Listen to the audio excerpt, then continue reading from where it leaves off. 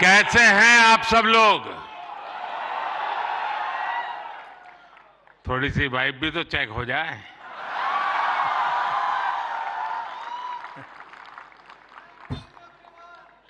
इस कार्यक्रम में उपस्थित मंत्रिपरिषद के मेरे साथी अश्विनी वैष्णव जी, जूरी मेंबर्स भाई प्रसून जोशी जी, रूपाली गांगुली जी, देश के कोने कोने से यहां उपस्थित सभी कंटेंट क्रिएटर्स, देश के कोने कोने में इस आयोजन को देख रहे मेरे सभी युवा साथी और सभी अन्य महानुभाव, आप सबका स्वागत है, आप सबका अभिनंदन है। और आप वो लोग हैं जिन्होंने अपनी जगह बनाई है और इसलिए आज उस जगह पे आप हैं, भारत मंडपम।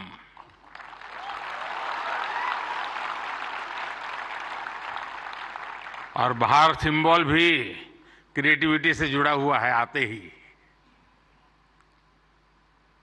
और यही जगह है जहां G20 से सभी मुखिया यहां इकट्ठे हुए थे और आगे की दुनिया कैसे क्रिएट करनी इसकी चर्चा कर रहे थे।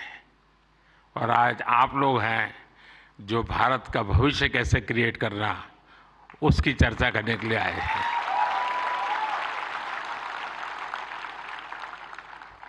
साथियों, जब समय बदलता है, टाइम चेंज होता है, जब नए युग की शुरुआत होती है तो उसके साथ कदम से कदम मिलाना ये देश का दायित्व होता है।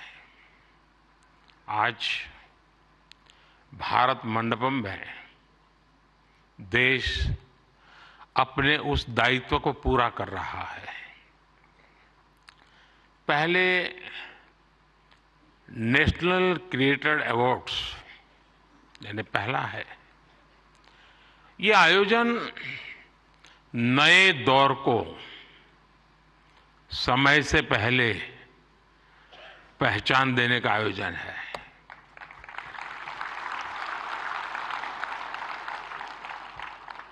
और कुछ लोग मुझे कभी कभी पूछते हैं कि आपकी सफलता का रहस्य क्या है, ऐसा मुझे पूछते हैं।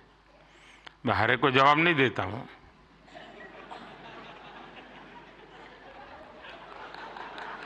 कोई रेस्टोरेंट वाला अपना किचन दिखाता है क्या?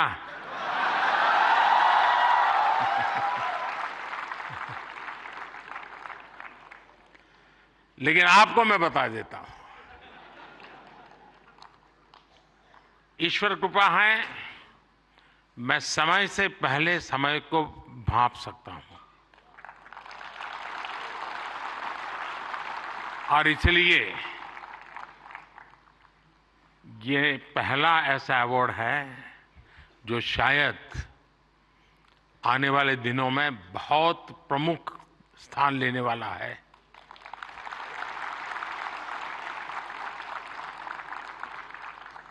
ये इस नए युग को एनर्जाइज कर रहे आप सब युवाओं को सम्मान देना, क्रिएटिविटी को सम्मान देना और समाज की रोजमर्रा की जिंदगी के प्रति जो संवेदनशीलता है उसको सम्मान करने का अवसर है। भविष्य में ये अवार्ड कंटेंट क्रिएटर्स के लिए बहुत बड़ा मोटिवेशन बनेगा, उनके काम को एक बहुत बड़ी पहचान मिलने वाली है। आज जिन्हें नेशनल क्रिएटर्स अवार्ड मिले हैं, मैं उन विजेताओं को तो बधाई देता ही देता हूं, पर जिन्होंने इसमें बढ़ चढ़ करके हिस्सा लिया, क्योंकि बहुत कम समय मिला था, हम ज्यादा इस चीज को पॉपुलर भी नहीं कर पाए थे और मैं नहीं चाहता था कि मैं इसमें और समय गंवाऊं। लेकिन जल्दी जल्दी में भी, इतने कम समय में भी 1.5 पौने 2 लाख क्रिएटिव माइंड्स इसके साथ जुड़ जाए, ये मेरे देश की भी एक पहचान बना देता है जी।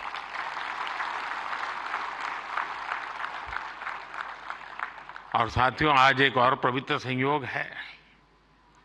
ये पहला नेशनल क्रिएटर्स अवार्ड महाशिवरात्रि के शुभ दिन पर आयोजित हो रहा है।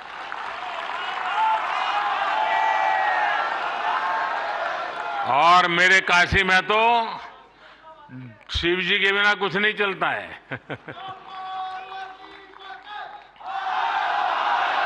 महादेव। भगवान शिव भाषा, कला और क्रिएटिविटी के जनक माने गए हैं। हमारे शिव नटराज है। शिव के डमरू से माहेश्वर सूत्र प्रकट हुए हैं। शिव का तांडव लय और सृजन की नींव रखता है इतिहास। और इसलिए यहां जो क्रिएटर्स हैं ना, उनके लिए नए सब्जेक्ट मिल जाएंगे। महाशिवरात्रि के दिन ये आयोजन अपने आप में बहुत बड़ा सुखद संयोग है। और मैं आपको भी और देशवासियों को भी महाशिवरात्रि की बहुत बहुत शुभकामनाएं देता हूं। फ्रेंड्स, आज इंटरनेशनल विमेंस डे भी है। लेकिन मैं देख रहा हूं पहली बार पुरुष ताली बजा रहे हैं, वरना उनको लगता है हमारा तो कोई डे आता नहीं। आज जो अवार्ड मिले हैं उनमें भी बहुत सारी बेटियां मैदान मार गई हैं। मैं उनको भी बधाई देता हूं। और भी मैं देख रहा हूं क्रिएटिव वर्ल्ड में हमारे देश की बेटियां बहुत बड़ी मात्रा में सबको देख रहा हूं। मुझे बहुत गर्व हो रहा है आप लोगों को देख करके। मैं देश की सभी महिलाओं को, बहनों को, बेटियों को इंटरनेशनल विमेंस डे की बहुत बहुत बधाई देता हूं। और आज ही मैं अभी, आप तो यहां बैठे हैं, मैं गैस सिलेंडर का 100 रुपया कम करके आया हूं।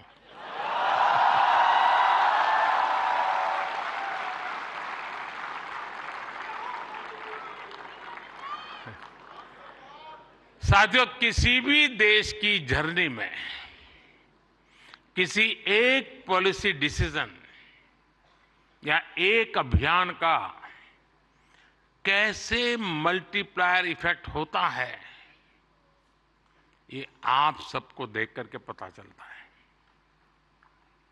10 साल में हुए डेटा रिवॉल्यूशन से लेकर सस्ते मोबाइल फोन्स, डिजिटल अभियान, इंडिया अभियान ने एक प्रकार से कंटेंट क्रिएटर्स की एक नई दुनिया क्रिएट कर दी है। और पहली बार ऐसा हुआ होगा जब किसी सेक्टर की युवा शक्ति ने सरकार को प्रेरित किया हो, सरकार को मजबूर किया हो कि कब तक बैठे रहोगे, इसको भी सोचो। और इसलिए भी आप बधाई के पात्र हो। आज के इस अवार्ड फंक्शन का क्रेडिट अगर किसी को जाता है तो भारत के मेरे युवा मन को, हर डिजिटल कंटेंट क्रिएटर को जाता है। साथियों, भारत का हर कंटेंट क्रिएटर एक और बात को रिप्रेजेंट करता है। हमारे युवाओं को अगर सही दिशा मिले तो वो क्या कुछ नहीं कर सकते हैं। आपने कंटेंट क्रिएशन का कोई कोर्स नहीं किया है ही नहीं तो क्या करोगे।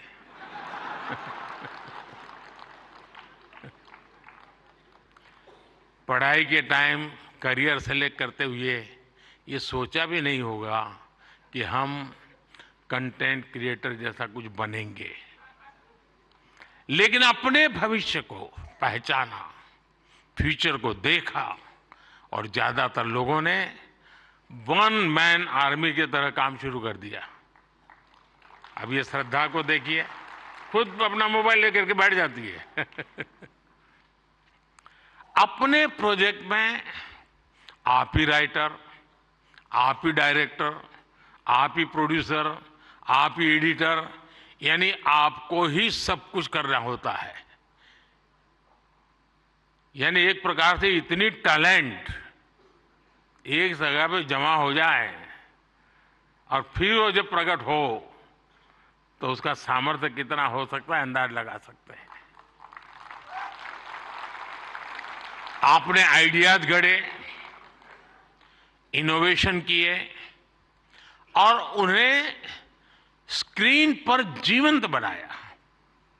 आपने दुनिया को न केवल अपनी क्षमता से परिचित करवाया बल्कि लोगों को दुनिया भी दिखाई। आपने जो हिम्मत दिखाई उसी के कारण आज आप सब यहाँ पहुंचे हैं और देश बड़ी आशा के साथ आपको देख रहा है। आपका कंटेंट आज पूरे भारत में जबरदस्त इंपैक्ट क्रिएट कर रहा है। आप एक तरह से इंटरनेट के एमवीपी,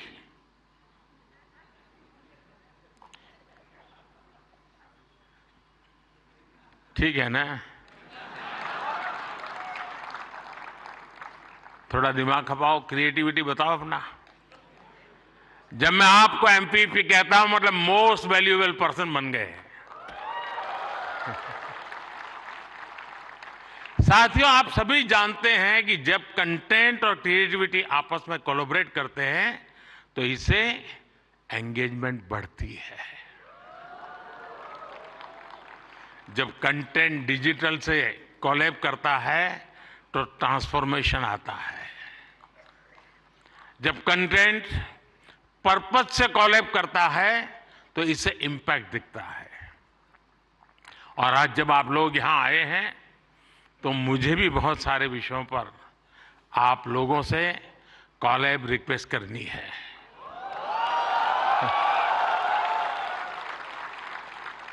साथियों, एक जमाने में हम छोटी से छोटी दुकानों पर लिखा देखते थे कि यहां बहुत टेस्टी फूड मिलता है, ऐसा देखते थे ना। कोई भी कहे वहां क्यों खाना तो बोले टेस्टी फूड है। लेकिन आज हम देखते हैं कि दुकान वाले लिखते हैं कि यहां हेल्दी फूड मिलता है। अब टेस्टी नहीं लिखता है, हेल्दी फूड मिलता है। क्यों बदलाव आया? तो ये एक बदलाव समाज में भी आ रहा है। इसलिए कंटेंट ऐसा होना चाहिए जो लोगों में कृतज्ञ भाव जगाए, देश के प्रति आपके जो कर्तव्य हैं उनके लोगों को प्रेरित करें। और आपके कंटेंट का यही डायरेक्ट मैसेज हो ये जरूरी नहीं है। आप कंटेंट क्रिएट करते हुए इसका ध्यान रखेंगे तो इनडायरेक्टली भी उसमें जरूर झलकेगा। आपको ध्यान होगा, लाल किले से मैंने बेटियों के अपमान का विषय उठाया था। एक बार मैंने ये भी कहा था कि आप बेटी शाम को घर आती है तो पूछते हैं क्यों देर से आई, कहाँ गई थी, क्यों जल्दी घर नहीं आई। मैंने लाल किले से पूछा था कि मुझे कोई तो माँ बाप बताओ जो अपने बेटे को पूछते हो कि तुम देर से क्यों आ रहे हो, कहाँ गए थे। बेटी को सब पूछते हैं, बेटे को कोई नहीं पूछता है। मैं कंटेंट क्रिएटर से कहता हूं इस बात को आगे कैसे बढ़ाएं, एक माहौल कैसे बनाएं। समान जिम्मेवारी होनी चाहिए। बेटी देर से आए तो भूकंप हो जाए और बेटा देर से आए, बेटा खाना तो खाया था ना, क्यों भाई। कहने का हमारा मतलब है साथियों कि हमने समाज के साथ जुड़ना है और इस भावना को घर घर पहुंचाने में आप जैसे साथी बहुत अच्छे ढंग से इसको कर सकते हैं। देखिए, आज महिला दिवस पर आप इस संकल्प को फिर दोहरा सकते हैं। हमारे देश की नारी शक्ति का सामर्थ्य कितना ज्यादा है, वो भी आपके कंटेंट का हिस्सा, प्रमुख हिस्सा हो सकता है। मैं जरूर दावे से कहता हूं जी, आप में से कोई थोड़ा क्रिएटिव माइंड के साथ सुबह से रात तक माँ क्या करती है उसी को थोड़ा रिकॉर्ड करके उसको एडिट करके रखें, देखने वाले उस परिवार के बच्चे चौंक जाएंगे, अच्छा माँ इतना काम करती है। एक साथ करती हैं, यानी आपके पास एक ताकत है, आप इसको ऐसे प्रस्तुत कर सकते हैं। उसी प्रकार से जैसे गांव की जो जिंदगी है, आपने देखा होगा इकोनॉमिक एक्टिविटी में गांव की महिलाएं बहुत बड़ी मात्रा में जुड़ी हुई थी। ये वेस्टर्न लोगों की जो सोच है ना कि भारत में वर्किंग वुमेन नहीं है, अरे भाई वर्किंग वुमेन छोड़, भारत में महिला है तभी तो संसार चल पा रहा है जी।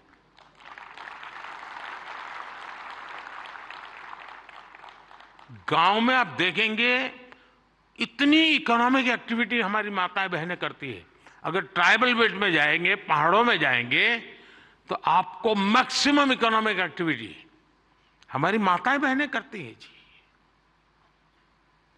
और इसलिए हमारी क्रिएटिविटी के द्वारा हम ये जो गलत परसेप्शन बने हैं ना, बड़े आसानी से बदल सकते हैं, हकीकतों के आधार पर बदल सकते हैं।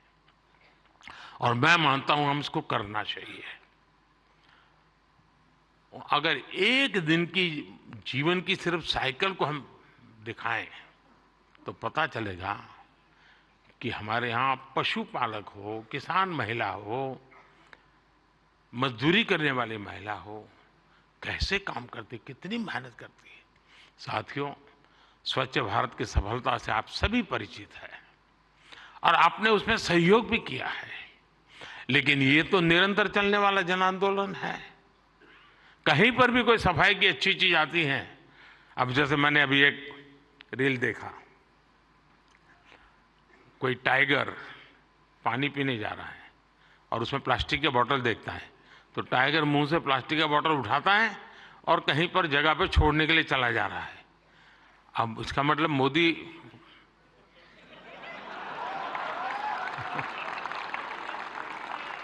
किस किस से बात पहुंचाता है, समझ गए ना?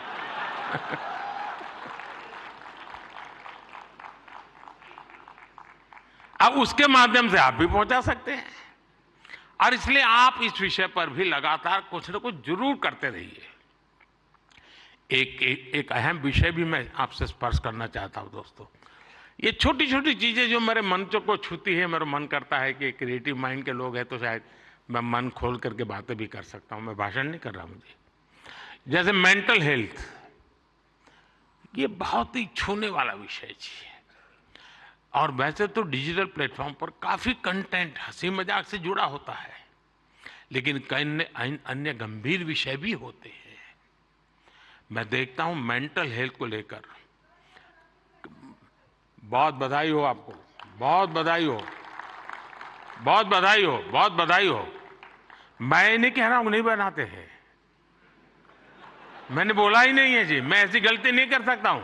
मुझे मेरे देश के टैलेंट पे भरोसा है, मुझे मेरे देश के लोगों की संवेदनशीलता मुझसे जरा भी कम नहीं है।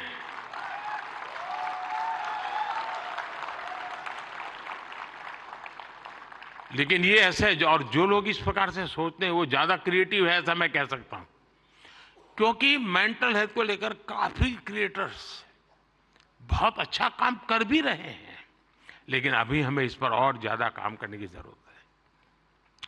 और हो सके तो लोकल लैंग्वेज, गांव के अंदर एक परिवार में अगर ऐसा बच्चा है, उनके लिए क्या हो सकता है, बड़े शहर में 5 स्टार दुनिया में तो होगा, क्योंकि उनकी जिंदगी में ये बहुत जरूरी है जी। उसी प्रकार से एक बहुत बड़ा महत्वपूर्ण विषय है बच्चों में स्ट्रेस का।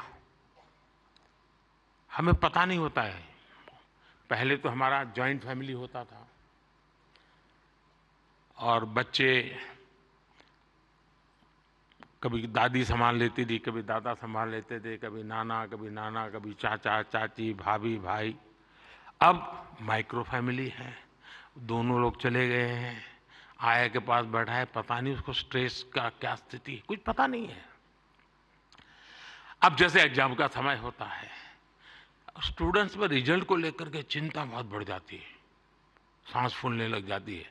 रिजल्ट आने वाला, फोन पर दोस्तों तो कह रहे जैसे रिजल्ट अभी आ गया हो, लेकिन धीरे धीरे धीरे पारा गर्म हो जाता है। मैंने कोई 12-15 साल पहले एक छोटी सी फिल्म देखी थी। उस जमाने में तो उतना वीडियो कोई पॉपुलर नहीं था, लेकिन मेरी ये रुचि है जानना, समझना, सीखना। और उसमें ये बताया गया था कि कुछ भी गलत निर्णय लेने से पहले बेहतर जीवन जीना ज्यादा आसान है और कितना जीवन सुंदर बनता है। और उस बच्चे को एग्जाम देनी होती थी, उसको लगता है ये सब मैं नहीं कर पाऊंगा, तो आत्महत्या करने के लिए सोचता है। शायद उसके जो क्रिएटर होंगे उसको याद आ जाएगा, मुझे पूरा याद नहीं, क्योंकि मैंने 15-16 साल पहले इसको, 20 साल हो गए होंगे। तो उसको मन करता है कि मैं रस्से से टांग करके जान दे दूं, तो रस्सा खरीदने जाता है। तो वो उसे पूछता है कितने फीट चाहिए लंबा, तो वो सोचता है फीट क्या होता है, तो जाके पढ़ाई करता है, फीट ऐसे होता है। फिर वो कहता है उसको वो हुक चाहिए, तो लोहे का चाहिए, कैसा चाहिए, उसकी पढ़ाई का। फिर उसके ध्यान में आता है यार मरने से ज्यादा तो पढ़ना सरल है। बहुत ही अच्छी फिल्म बनाई है उसने, हार्डली 7-8 मिनट की होगी। लेकिन जब मैंने उसको देखा, और वो ये जो आत्महत्या करने का मूड बन जाता है बच्चों का, छोटी सी चीज है लेकिन उसके जिंदगी को एक नई राह दिखा देती है। अब आप भी जानते हैं मैं परीक्षा पे चर्चा का कार्यक्रम करता हूं। आपको लगता है कई लोगों को मजाक उड़ेगा क्या यार के प्राइम मिनिस्टर है क्या बच्चों के साथ परीक्षा पे चर्चा करता रहता है, फालतू समय का। मैं जानता हूं दोस्तों, मैं कोई सरकारी सर्कुलर निकाल करके बच्चों की जिंदगी नहीं बना सकता। मुझे उनके साथ जुड़ना पड़ेगा, उनको जानना पड़ेगा, जी जान से जुटना पड़ेगा। और उस समय यानी बारिश के बाद अगर मैं खेत में काम करूं तो काम का है, परीक्षा के दिनों में उसकी बड़ी ताकत होती है। और इसलिए मैं हर साल रेगुलरली ये कार्यक्रम करता हूं, क्योंकि मेरे मन में यही होता है कि इन बच्चों के साथ मैं कुछ बातें करूं, खुल करके बातें करूं। हो सकता है किसी को एक आध चीज काम आ जाए, उनके मन को छू जाए, उनका हाथ पकड़े, उनकी हैंड होल्डिंग करे, उनके माँ बाप को लगे, टीचर को लगे। साथियों ये सारे काम मैं तो रील बनाने के लिए समय नहीं निकाल सकता, तो मैं ऐसे काम कर लेता हूं, लेकिन आप तो वो भी कर सकते हैं जी। क्या हम ऐसा कंटेंट और ज्यादा बना सकते हैं जो यूथ में ड्रग्स के नेगेटिव इफेक्ट्स को लेकर अवेयरनेस लाए।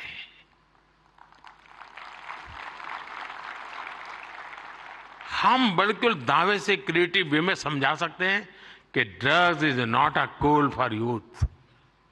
वरना क्या है यार, कूल हॉस्टल में बैठे हैं, कूल। साथियों इसमें बहुत बड़ा, और आप लोग हैं बड़े, क्योंकि आप उनके साथ जुड़ सकते हैं, उनकी भाषा में बात कर सकते हैं। साथियों अगले कुछ दिनों में लोकसभा के चुनाव होने जा रहे हैं। आप ये मत सोचिए कि आज का ये इवेंट इसके लिए है।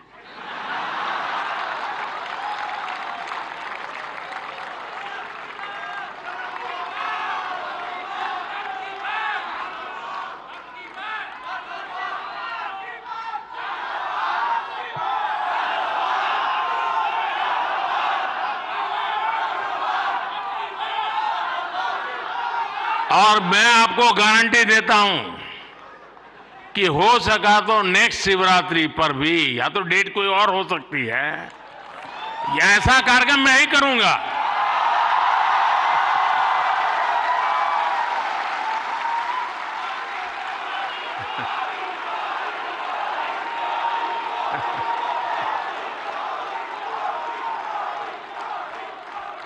लेकिन मैं लोकसभा चुनाव का विषय उस अर्थ में नहीं लाया हूं, क्योंकि मुझे भरोसा है मुझसे ज्यादा मेरे लिए आप मरते हैं।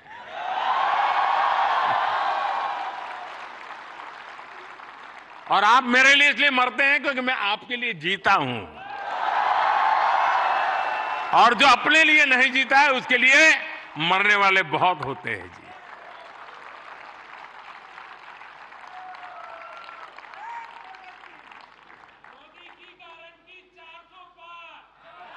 वो मोदी की गारंटी नहीं है, 140 करोड़ देशवासियों की गारंटी है।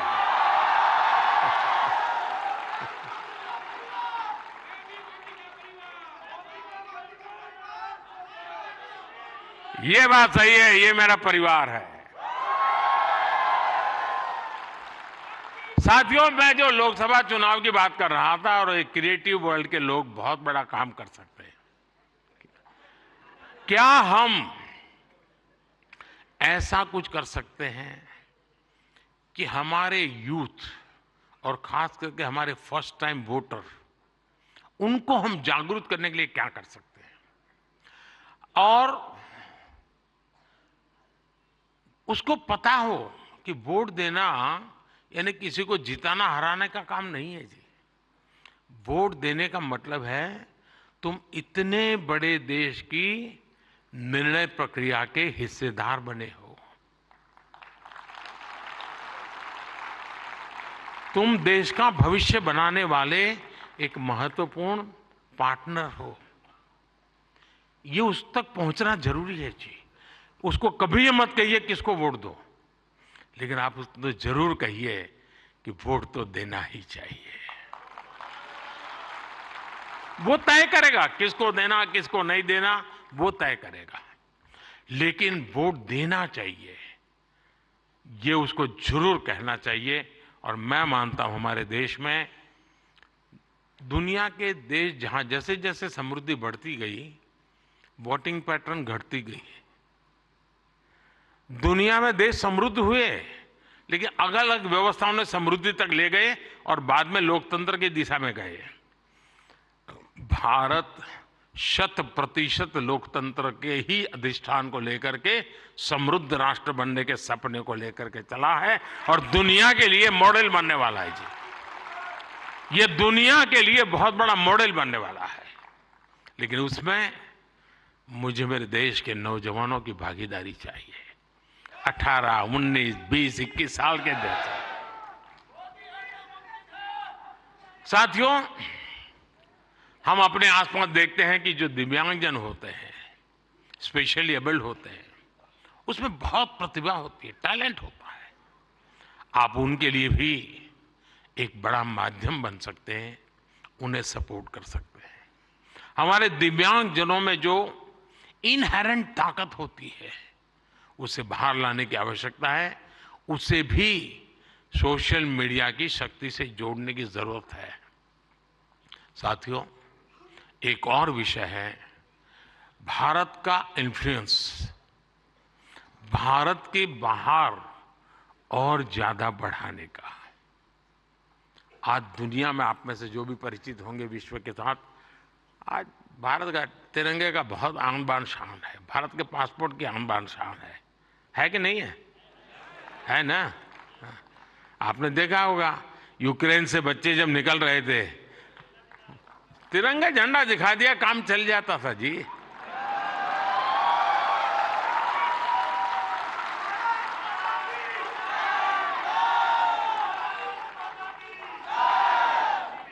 ये सामर्थ्य ऐसे ही नहीं आया है दोस्तों, ये सामर्थ्य ऐसा ही नहीं आया है।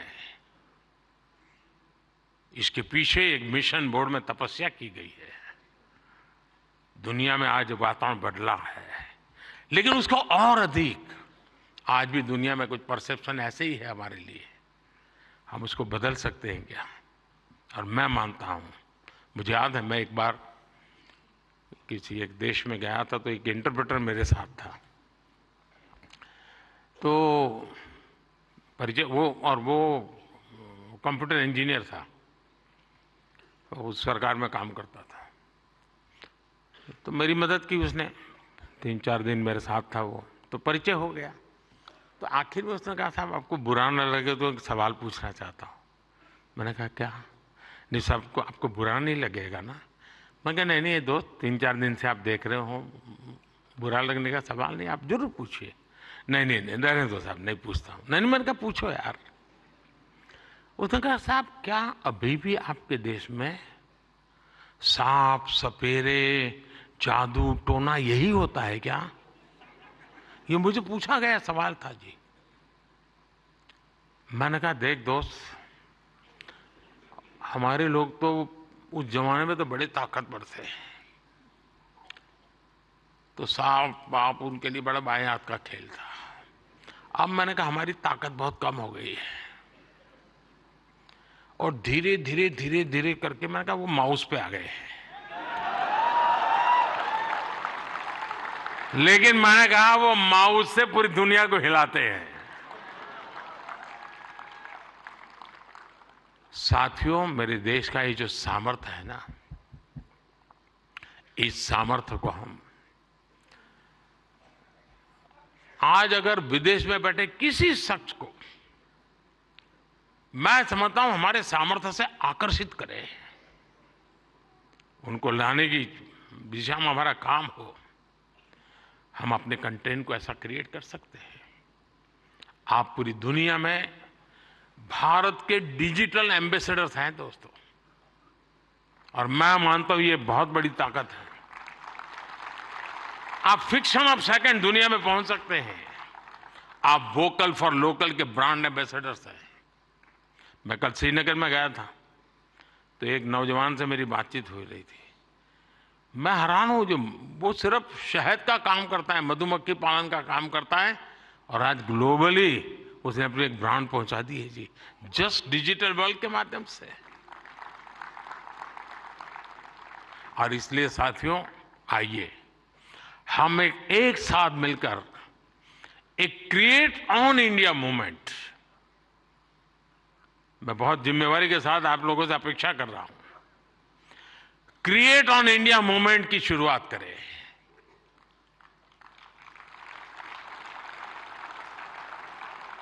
हम भारत से जुड़ी स्टोरीज को, भारत की संस्कृति को, भारत के हेरिटेज और ट्रेडिशंस को पूरी दुनिया से शेयर करें। हम भारत की अपनी स्टोरी सबको सुनाएं। Let us create on India and create for the world. आप ऐसा कंटेंट क्रिएट करिए जो आपके साथ ही आपके देश, हम सबका देश भारत को भी ज्यादा से ज्यादा लाइक्स दे। और इसके लिए हमें ग्लोबल ऑडियंस को भी एंगेज करना होगा, दुनिया की यूनिवर्सिटीज के साथ, दुनिया के नौजवानों के साथ जुड़ना होगा। आज पूरी दुनिया में लोग भारत के बारे में जानना चाहते हैं। आप में से कई लोग विदेशी भाषा को जानते हैं, नहीं जानते होंगे तो एआई की मदद से काम हो सकता है। कुछ लोग सीख भी सकते हैं। आप ज्यादा से ज्यादा यूएन लैंग्वेज में, जर्मन, फ्रेंच, स्पेनिश जैसे लैंग्वेजेस में कंटेंट बनाएंगे तो आपकी और भारत की भी रीच बढ़ेगी। हमारे अड़ोस पड़ोस के देश हैं, उनकी भाषाओं में हम कुछ करें, हमारी एक अलग पहचान बनेगी। और आपने देखा होगा पिछले दिनों बड़ा महत्वपूर्ण डिसीजन हमने लिया है। मैं भी कुछ दिन पहले बिल गेट्स के साथ गप्पे मार रहा था, तो ऐसे ही एआई वगैरह सारे विषयों पे बहुत चर्चा निकली। कभी उसके विषय में जरूर आपको पता चलेगा। लेकिन हमने अभी कल ही एक डिसीजन लिया है, हम एआई मिशन को, और मैं मानता हूं दुनिया देख रही है कि भारत एआई में क्या काम करेगा, क्योंकि भारत लीड करेगा, मान के चलिए दोस्तों, क्योंकि मैं आपके भरोसे बोल रहा हूं।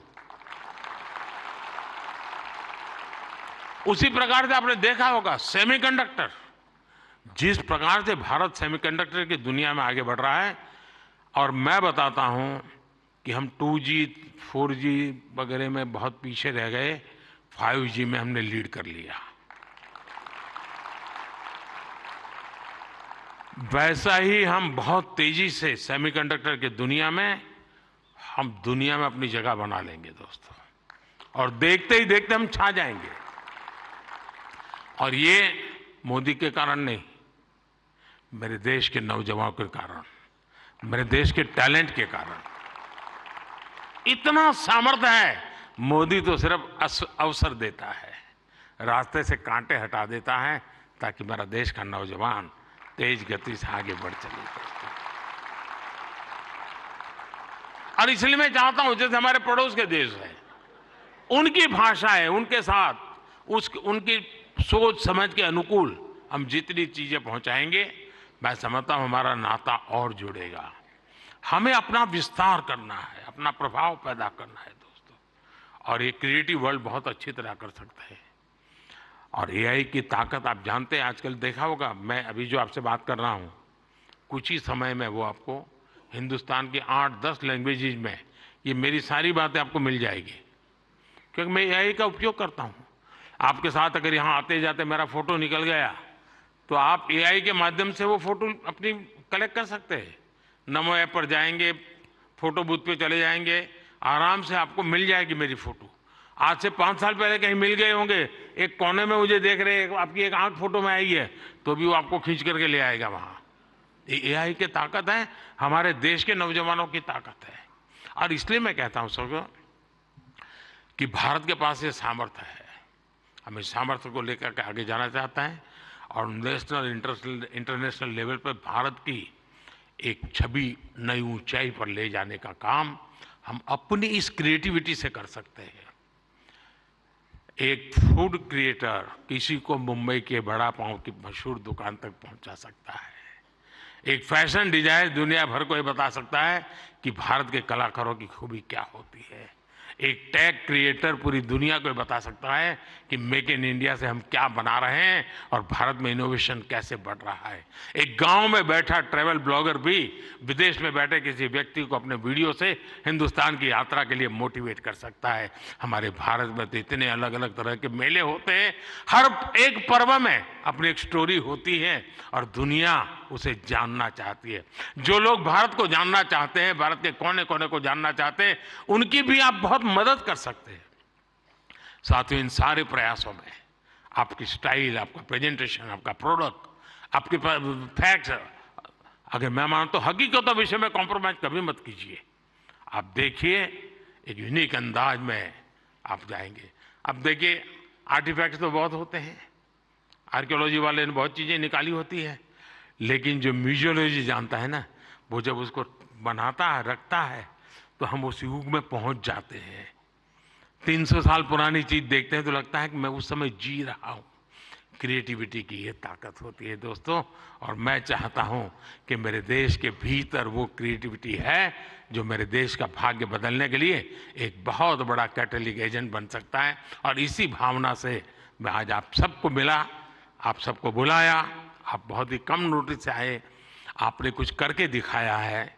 जूरी को भी मैं बधाई देता हूं, क्योंकि 1.5-2 लाख लोगों की एक एक बारीकी को पहुंचाना बड़ा कठिन काम है। लेकिन आने वाले दिनों में ये काम और अधिक अच्छे ढंग से, अधिक साइंटिफिक ढंग से हम कर पाएंगे। मैं फिर एक बार आप सबको बहुत बहुत शुभकामनाएं देता हूं। बहुत बहुत धन्यवाद।